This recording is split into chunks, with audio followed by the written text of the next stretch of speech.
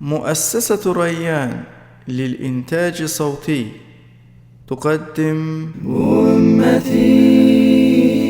hüzün olup her an mazlumları feryadı tutuver yanı ferahlı arzulayıram bu yolda men taqet bitip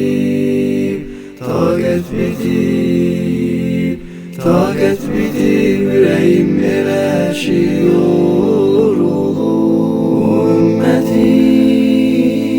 hüzün olup her an mazlumları feryadı tutuver yanı ferahlı arzulayıram bu yolda men taqet bitip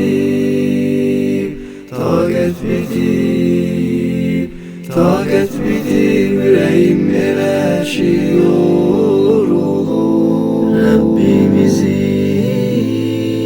Rabbimizin sabri bize beseder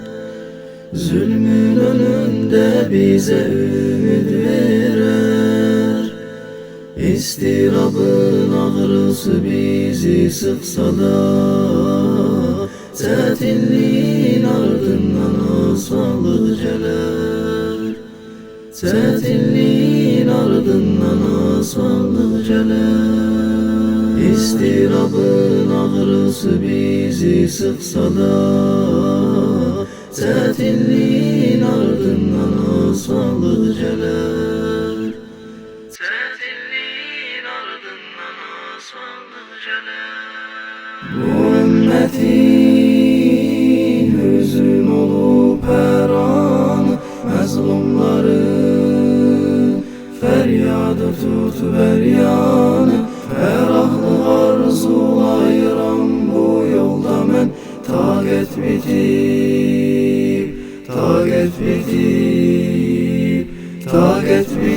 yüreğim eleşiyor ümmetin hüzün olup her an mazlumları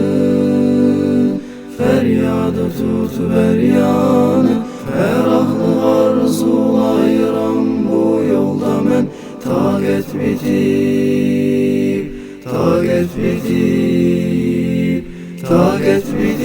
yüreğim eleşiyor